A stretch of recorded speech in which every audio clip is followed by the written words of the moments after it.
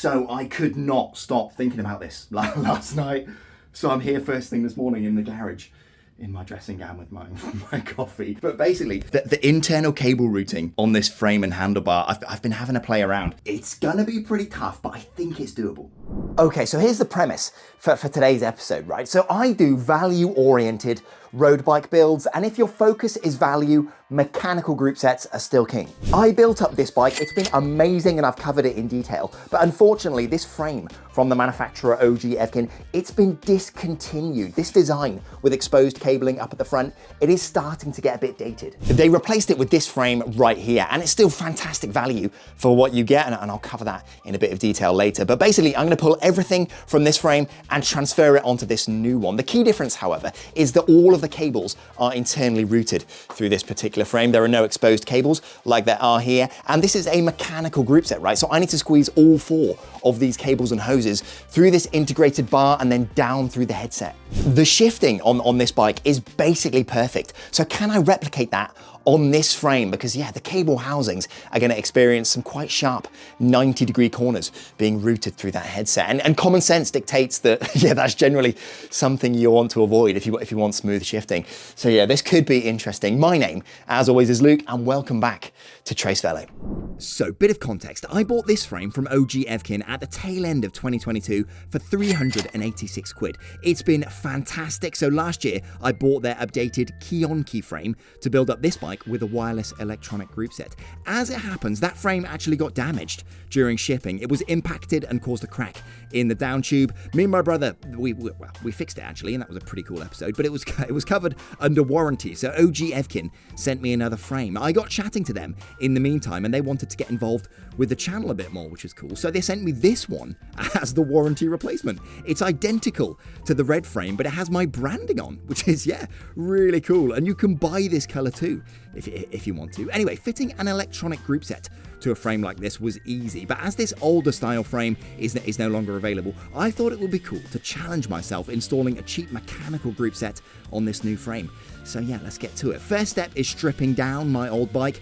Really easy process, especially on a more traditional frame like this one. I think this whole process took less than 30 minutes. Okay, so the bike's all stripped down behind me, and to kind of test the theory, I guess, I've just spent the last half an hour setting this up. So all of these will be replaced, but basically just to test the fitment, I've used the old brake hoses and gear cables, so you can see both coming out of that shifter, both coming out of that shifter, and I've fed them through just to make sure there's enough space, and you can see it just about fits there. So if I zoom in, I've got the gear cable, brake hose, gear cable running across. And if I show you, once the fork is in, that's quite an angle they're going to be sat at right there. So I think it should be fine, but I'm going to get the front fork, fit it in, and see what that kind of angle looks like. Okay, so it does all fit through. It was a bit of a nightmare to make sure all the cables sort of lay in the right place, because they all want to bunch up, but they need to be kind of lined up next to each other. I'll try and show you as I'm doing it, but they do all fit, and I've had to play around with the shifting. The friction doesn't seem too bad, so I'm hoping the shifting is going to be decent once it's all sorted. But yeah, I'm not sure if I can show you. If I lift this up, hopefully you can see these kind of pop out in a few pieces. Let me try and get this out. Yeah, I've got all the cables coming through. It's a tight fit in there, absolutely no question about it, but it does all fit. So proof of concept works. I'm hopeful this should be all right. Right, after a little bit of prep, here we are. I've got some fresh brake hose and gear housing fed into the back of each shifter. So essentially these are all ready to go and get inserted into the frame. But the next step, I've got to get all 4 of these fed through this integrated handlebar and out the back of this quite small slot in the rear here. I don't think there's any particular trick to it. You're just going to need a cable routing kit, very much like this one, and a little bit of patience. So yeah, let's go. So I tackled this job on the floor, not just to sort of make filming it a bit easier, but you might also see wrangling long hoses and cables. Yeah, not super straightforward. So giving myself a bit of space made things much easier. Okay, so that wasn't too bad. It took me 25 minutes to get to this point. So not exactly swift, but it was okay. And it's quite neat and tidy. And again, I've got gear cables on the outside, gear housing, and then 2 brake hose in the middle. And what I'm hoping I can do is when I kind of feed it into the frame, I'll be able to split these two, one either side of the steerer tube as it's coming coming through the middle, but we'll see how that goes. But before I start feeding it into the frame, there is one thing I need to change on this. So if you can see here, this inset at the back with the Phillips head, that's designed to accommodate a Di2 cable to the front derailleur, but obviously that hole's not big enough for a gear housing. So I need to take that out and replace it with this, which came with the frame. So this is just a kind of generic rubber bung designed to accommodate this slightly larger gear housing. So I'll get that done and we can start feeding this into the frame. One thing to consider though, before you get started, are there any aspects of the headset design that need to be threaded onto these hoses and cables before feeding them into the frame? So number one, get your bearings situated. So I've got the top and bottom bearings in place, then have a look. So for example, this is a compression ring, sits on top of that top bearing there and preloads everything. There's obviously a massive gap there, so you can fit that after the cables are in place. Same with these headset spaces actually, these split into two pieces. But this cap, so it's a top cap that sits on top of the compression ring and that top bearing, this can't be split in two, right? So you need to make sure this is fed over the top of these cables before you start feeding them into the frame, or you'll have to pull everything back out. Right, I've put the frame in my stand to give me a sort of fighting chance, and I'm starting with the rear brake hose here. So I fed that down the down tube, it's popped out the bottom bracket area, and then I'm using this cable routing tool to pull it the rest of the way out of the frame. It'll be exactly the same principle for the rear cable run here, so I'll feed that down and then use the routing tool to pull it out the frame. Okay, both of those are in place. That was actually pretty straightforward. So now it's exactly the same principle for the gear run to the front derailleur. So all three of those are in place, and that was actually a lot easier than I thought it would be. You do have a lot more space to work than you think on a frame like this when there's nothing attached. But yeah, next bit is gonna be a little bit more tricky. I need to feed the fork up through the headset, making sure all these cables lay in the right place. And whilst I'm doing it, I also need to make sure this hose for the front brake is fed through that small hole in the fork, so it pops out the bottom, ready to be mounted to the caliper. So first step, get that hose fed into the fork. I want to try and make sure that I separate those hoses to either side, but we'll see how that goes. That's not crucial, but it would be nice and neat, I guess. So this went fine, and it really helped having the extra length on all those cables and hoses to work with. All right, cool. That was pretty straightforward, to be honest with you. And I've managed to keep the cables nice and neat. So I've got gear cable, brake hose, gear cable, and it's exactly the same order that they come out of the back of the bars there. So that's good. So next step, I'm gonna pull all of these cables and hoses through and get this kind of more mounted onto the steerer tube. Should be pretty straightforward. Let's give it a go. So this was easy enough, just slowly pulling everything through the frame while situating that integrated bar, but I have forgotten something. Okay, right, so that was straightforward enough. Hopefully you can see I've kept everything nice and neat there, so that we've got gear cable, brake hose, gear cable, all good. I've got two going around this side of the steerer tube and two going around that side. Fantastic. But I've left a step out. I need to cut the steerer tube to length, obviously, before I get it in place. So I'm gonna have to pull it out and do that. So yeah, this process, it definitely penalizes you if you get steps out of order, but let me get that done right now. 5 minutes later. Right, with the steerer tube cut to length, we can get back to it. So yeah, get the compression ring in place first, which preloads the bearings. Make sure all four of these cables sit nicely between this gap. Pull this top cap over the top, and then get this handlebar situated on top of the steerer tube. Also, while I think about it, I'm gonna put a load of grease around this bearing, because if this one in particular needs replacing, I'll have to pull all of these cables and hoses out in order to get it replaced. The bottom one isn't so bad, actually. If that bearing goes, I'll only need to remove the front brake hose to be able to pull the fork out. But this top one, yeah, having to replace that would be pretty catastrophic, actually. So yeah, I'll fill that area with grease and try and protect this from the elements at all costs. Okay, so it's quite difficult to sort of demonstrate, but we're actually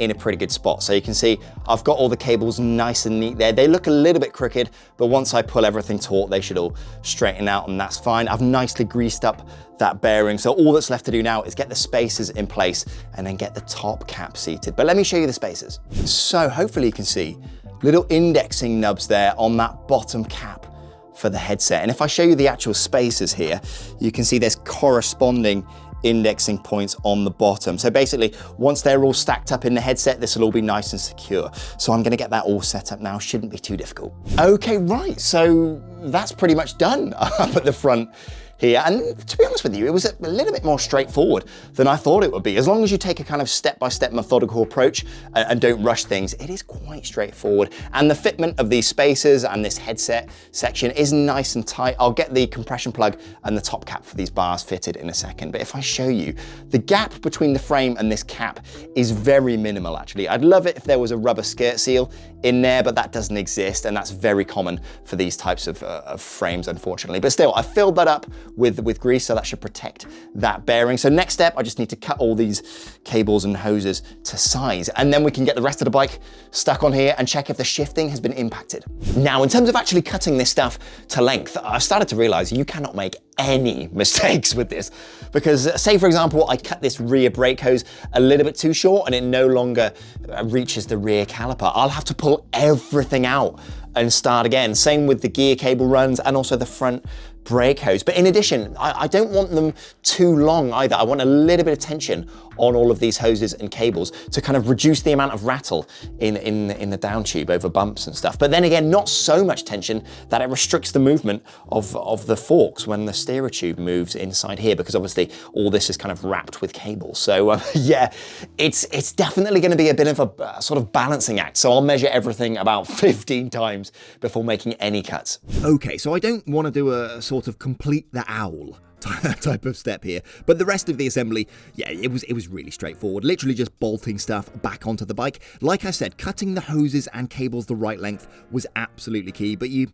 just have to sort of feel it out depending on your setup. In my case, I wanted quite a big loop out the back of the bike to the rear derailleur, so that's what I've gone for. Now, one thing I haven't done, I haven't used this sort of sound deadening foam over the cables and hoses inside the frame. I'm hoping the rattling won't be too bad without it, but if it's terrible, I've bought some so I can fit it if necessary, but fingers crossed it'll be okay. Anyway, let's break down the cost quickly. So the original bike came in at just under 1,300 quid. I covered all the parts in a previous episode. This new frame is more expensive at about 650 quid, but it comes in at just over 1,500 quid for this build. Still incredible value, but here's a quick rundown on this new frame. The geometry, very similar to the discontinued one, and endurance style, so a great all-rounder with some decent compliance built in. The standard round seat post really helps in this regard. It flexes well, so enhances comfort a lot compared to more aggressive aero profile seat posts. Unlike the older frame, it uses EPS molding techniques, so essentially things like wall thicknesses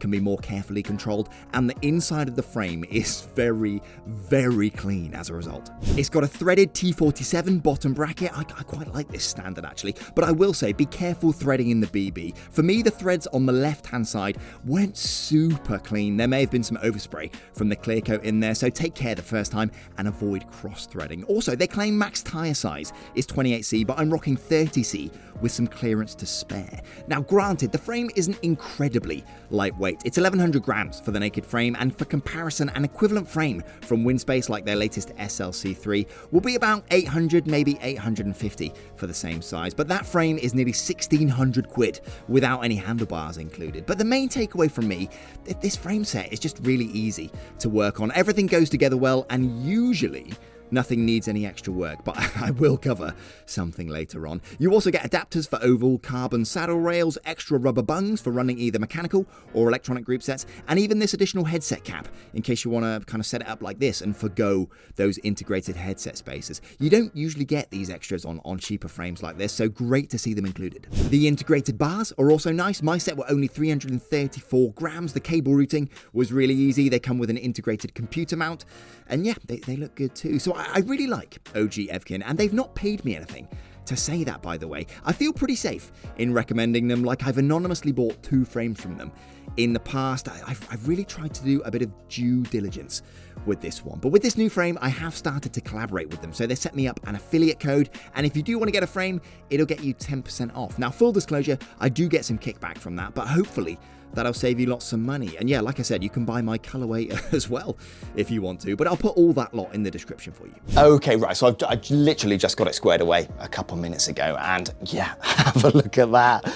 How cool does that look? And it's got my colors on there. It just looks so mean and so sort of kind of purposeful, I suppose. And I've had a quick play around with the shifting in the stand, and to be honest, it seems pretty much as good as it was on the other bike actually, which is a bit of a surprise considering the really sharp angles all those cables have had to navigate. But for whatever reason, it doesn't seem to have impacted the shifting at all. But this is in the stand. I'm obviously gonna test it in the real world in a few minutes to kind of make sure it's up to snuff. But yeah, I absolutely love the look of it. And the cockpit area is just so clean. These handlebars are really, really nice. So yeah, absolutely love the way it looks, but let's get it out on the road. Okay, so I literally just stepped in from that shakedown ride. Yeah, I think that was one of the least eventful shakedown rides that I've ever done. And by that, I mean, this thing performed perfectly, like it was mint. Shifting is absolutely flawless, basically. I've got to go and pick up my daughter from nursery, so I'll show you in the morning. But yeah, this thing is absolutely wicked. Right, it's the next day. So yeah, let me get this in the stand and I'll show you the shifting. Also, just FYI, in terms of the group set I'm using, it's this L-TWOO R9 disc. Easily the best value group set that kind of exists at the minute. I've covered this in detail, so I'll link the video I did on this up in the top right there. But yeah, fully mechanical gearing with hydraulic disc brake. So let me show you the shifting. Right, not much to show here other than the fact the shifting is just really good. So upshifting to the bottom of the cassette, downshifting one at a time, nice and light on the action, quick, precise, yeah, just no issues. And then upshifting one at a time, again, absolutely no problems there. I can downshift 3 at a time, like so. Yeah, I mean, absolutely zero degradation in shifting. It's just absolutely fantastic, which is a bit of a surprise considering the cable routing. But yeah, let me show you the shifting at the front. Okay, shifting at the front. We got big ring, down to small, big, small, yeah. Really light action actually. I think because I'm running the gear housing all the way to the front derailleur, that really helps. It's actually a bit lighter than it was on the other frame. I've got that trim position. I never really use it, to be honest with you, but yeah, shifting in the front, absolutely no issues at all. So I'm absolutely chuffed with the shifting, to be honest with you. Easily a 9 out of 10. Really, really happy with it. Also, while it's here, let's get this thing weighed. So the other bike with basically all of this gear was 7.79 kilos. The only differences here are new frame and new integrated handlebars. Everything else is identical. So yeah, let's get this put up on here. So got on the scales like so, and we are looking at 7.7 kilos exactly. So that's 90 grams difference. Not massive, but I'll definitely take it. So was this build with a mechanical group set incredibly easy? No, it would have been much easier with an electronic one, but it honestly wasn't that bad. Maybe a 6 or 7 out of 10 in terms of difficulty. And the final result is wicked. The shifting is so much better than I thought it would be going into this, and it just looks so clean. Yeah, really love it. Now, granted, ongoing maintenance might be, you know, a little bit of a pain, but that is par for the course for fully integrated frames. This will be no worse than any other bikes out there like this. Now, considering I didn't use any of that sound deadening foam on any of the cables inside, the rattling is pretty much non-existent, which is, yeah, really good, but I might have just got lucky. So if you do tackle this yourself, just put some of that foam in. It's really cheap, goes on really easily, and yeah, just a bit of a safeguard for you. But yeah, I think without a doubt, this is the best looking bike I have ever built. I am so chuffed with it. I mean, for 1,500 quid, this is incredible value. I mean, it looks like a 5 or 6 grand bike, if you ask me. But yeah, I mean, like, let me know your thoughts, right? Because I know frames like this are a little bit polarizing, right? Because the kind of ongoing maintenance can be a little bit more involved. But I mean, hopefully I've showed you it's not actually that bad. But if you are going to tackle a project like this yourself, a couple of things I definitely recommend. A work stand just makes your life so much easier. A decent cable routing kit is also a must, and quite a lot of patience as well, because although the steps are quite logical, it does take a while to make sure everything is lined up before you get started and all that jazz. But yeah, anyway, that's it. So subscribe if you like this kind of thing. Hit the like button if you enjoyed this episode, and if you've got any questions or comments about any of this gumph in the back, then yeah, leave me a comment. Right, I think this might be the last episode I upload before Christmas, actually. So if I don't see you before then, happy holidays, baguettes for for everyone, I suppose. Right, anyway, enough of that. I'll see you next time. Ciao. Right, so I thought I'd stick this on the end. So 200 miles later, what are we dealing with? Well, first off, the shifting. Quick, reliable, smooth, precise, all in all, really, really good. Two other bits that have really impressed me. The seat post hasn't slipped into the frame at all, which is often, it's a really common problem with cheaper frames like this. I've often had seat posts slip in, but the fitment is really tight actually on the seat post, which is great. So once it's all clamped down, it's not slipped in at all. You might be able to see, I put a bit of tape there, just at the top right there, which I do that when I first build up bikes to see if the seat post slips in at all while I'm out and about. But yeah, it's not slipped in the slightest, which is great. So that's nice and tight. And in addition, this saddle clamp has impressed me. So these single bolt clamps aren't massively popular. I know Peak Torque prefers a 2-bolt system, which to be frank, I do as well. But this one hasn't slipped at all. So sometimes if they're not tight enough or it's a poor fitment, the saddle will kind of slip around. But this has been really solid as well. So the one aspect of this bike that the jury is still a little bit out on for me are these handlebars, and let me show you why. Right, the camera's at a bit of a funny angle, so apologies. But basically, if I press down on the bars, like so, and then release, you might be able to hear that click? There. So essentially there's a little bit of movement in here where the stem clamps onto the steerer tube, and I think I know why. So my hypothesis on this is that, well, the fitment on these headset spaces is really tight. But if I show you, the front edge of this bottom cap here, it does actually contact the frame slightly. So it's rubbing the very kind of front edge of the frame here. And I think what that's doing is it means that it's not preloaded correctly, because yeah, it's kind of preloaded against the frame rather than the kind of the bearing race. So what I think I need to do is basically loosen this all up, lift this cap up with this bottom cap ever so slightly, and then sand maybe 0.5 millimeter off the front edge of this kind of plastic cap here. That should mean that then I can preload everything correctly, and I believe that should get rid of the creak. So as it happens, I do have another set of these bars in the garage waiting on another build, so I can do a bit of a comparison when it kind of comes down to it. But still, I think it should be a very easy issue to remedy, so I'll get that done pretty much as soon as I get back home, I think. But still, I'm incredibly impressed with this thing, especially the shifting performance. It's so much better, genuinely so much better than I thought it would be, considering the kind of the cable routing I had to go through. And yeah, it's just a lovely bike to ride. I'm going to be using it all winter, wind, rain, salt on the roads, all that jazz. So I'll definitely put it through its paces. But yeah, I think that's pretty much it. So I guess I'll see you next time. Ciao. It's the bonus clip time. Okay, so I got back, what, like less than 20 minutes ago? And yeah, I've already fixed this issue. So this is what I did. I got some coarse grit sandpaper. This is what, 80 grit. And then I finished it with some 180. Basically, I loosened off these bolts and then slid some sandpaper between the frame and that cap. Kind of went back and forth like so. And I've shaved less than 0.5 millimeter off the bottom edge of this cap here. And if I show you, you should see there's some light behind there. So essentially this cap is no longer contacting the frame at the front. Then I went ahead and did everything back up, preloaded everything properly, and the creak is gone.